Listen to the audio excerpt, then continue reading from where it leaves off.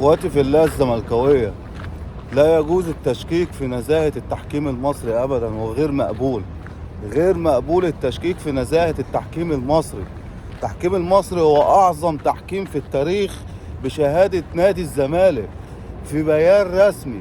فما ينفعش انت تيجي تقول لي بذمتك يا سمسم، يا ابو السماسيمو، يا ابو نوح يا عسل، هي دي ضربة جزاء ولا لا؟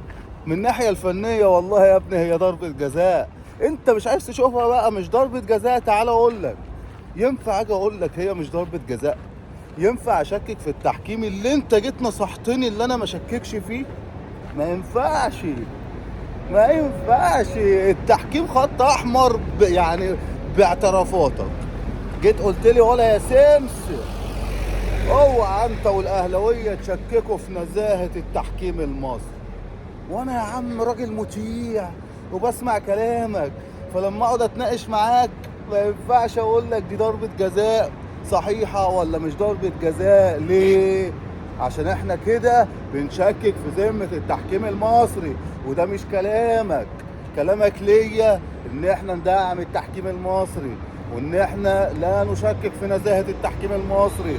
يبقى نسمع كلام عم حسين لبيب والزملكاوية وبيانهم التاريخي اللي موجود على الصفحة الرسمية. صباح الفل يا مركز 14.